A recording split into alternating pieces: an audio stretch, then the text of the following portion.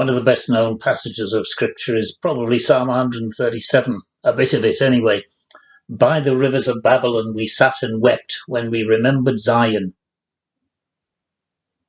We're not so keen on what comes next. Happy is the one who repays you according to what you have done to us, that being the Babylonians who took the people into exile. Happy is the one who seizes your infants and dashes them against the rocks. It's a bit of a song like the rest of the Psalms, a song that's about not being able to sing, actually, but it's one that's given rise to loads of different musical versions. And I guess probably the one that resonates most today is the version written in Kingston, Jamaica in the 1970s, in which a catchy tune combined lyrics from this psalm with others from Psalm 19 to produce what was in effect a Rastafarian anthem, in which Babylon is a symbol of the oppressive influence of Western power structures. The biblical stories of exile and enslavement and liberation resonate powerfully with the descendants of African slaves.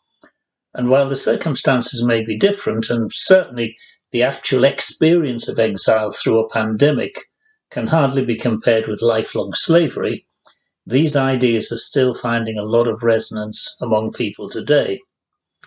In fact, church people have been thinking about this theme for probably nearly 25 years, actually, ever since Walter Brueggemann proposed that the church is in effect in exile in Western culture. And that's an image that's been embraced by many Christians as a way to describe what's happening and also a way to navigate through it. Well, I want to reflect briefly on this because I think the words that we choose to describe ourselves not only reflect who we are, but they also have within themselves the power to determine who we will become. I mean, think of a child who's told that you're not artistic, you're not creative, you're not imaginative, you're stupid, naughty, and we all know that children internalize all that. Possibly some of us have done exactly that, whether unconsciously or consciously. We then act it out, and it has a big impact on who they become. I know quite a few people who in later life have turned out to be really good artists, having been told in school that they were no use at it. Well, I think it's the same with churches. The narratives we prioritize determine who we become for good or for ill. Now, the image of exile has been a popular one for quite some time now, because we seem to be in decline, marginalized by the wider culture. So I guess it's natural to want to find a story that will make us feel okay about that. We turn to the Bible, and ever since Walter Brueggemann mentioned it in the 1990s, many Christians have identified with the people of Judah, threatened by the mad emperor Nebuchadnezzar, who transported its leading citizens off to Babylon. That was bad news, but of course 50 years later, Cyrus the Persian came on the scene and offered them the possibility of return to their homeland.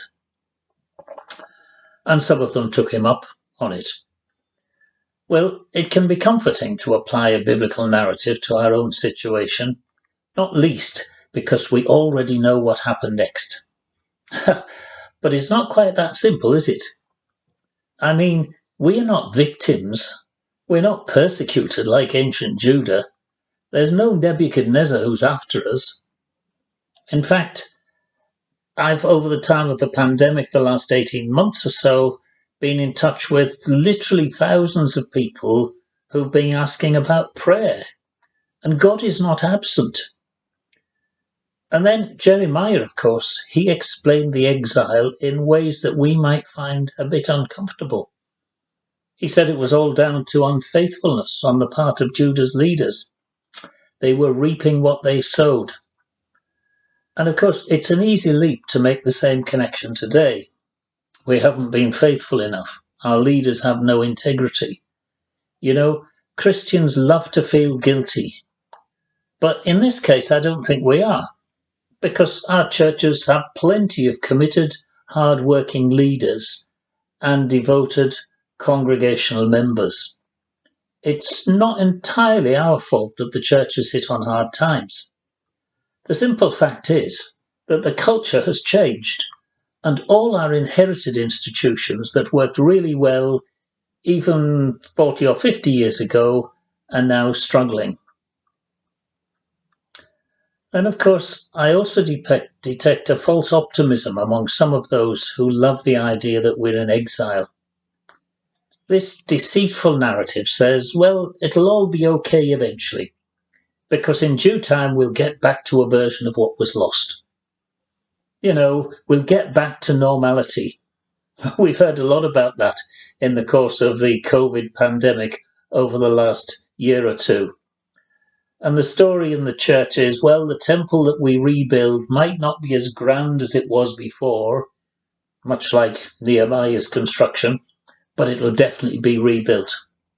And we might even end up with some purer form of faith community, which, of course, in a sense, is what happened after the Jewish exile, as Ezra came along and got rid of what he regarded as bad influences in the religious world. There are a few Ezras around today, and I could name some of them, but I'll not do it just now. Of course, the reality was quite different. Sure, a temple was restored and it functioned pretty much as before. It was even somewhat later picked up as a vanity project by Herod the Great, who put lots of money into it as a monument to his own greatness. I wonder if there's a pattern in there that we should be thinking about as well.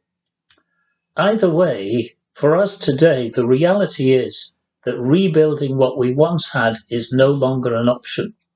The world has changed, and the future is not going to be like the past. There is some good news in this as well, because that is actually deeply rooted in the story of the exile and what came next. Because following the exile, the Jewish faith, which up to that point had been a very ethnically focused and geographically focused thing, not only survived, but spread throughout the known world of the time. Not because they got back to normality in Jerusalem, not because the temple was rebuilt there, but because the real leaders asked tough questions about how faith might be contextualized in the new situation. And the answer, some of you will know, was the synagogue. That's something we take for granted as the very epitome of Jewish faith, not least because many of our inherited habits of gathering as Christians originated in synagogue worship.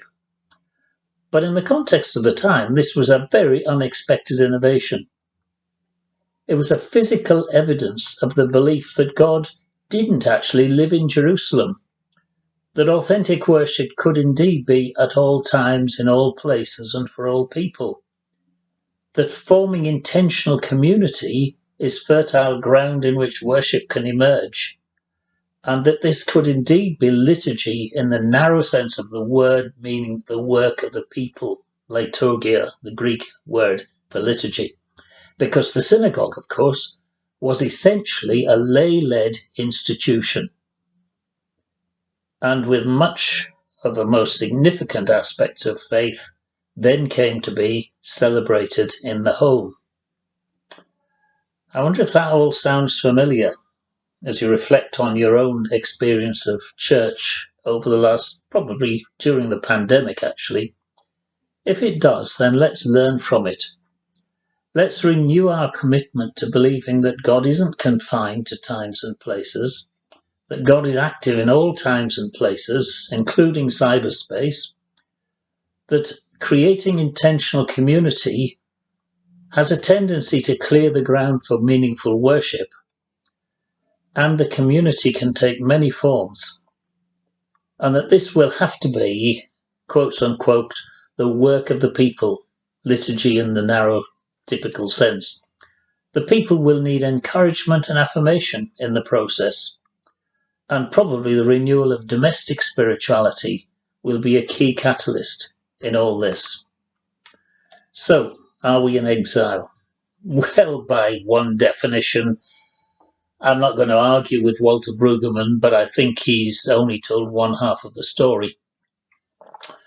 Because being in exile doesn't mean there'll automatically be a happy ending to this story when we all get back to where we've come from and normality kicks in once again.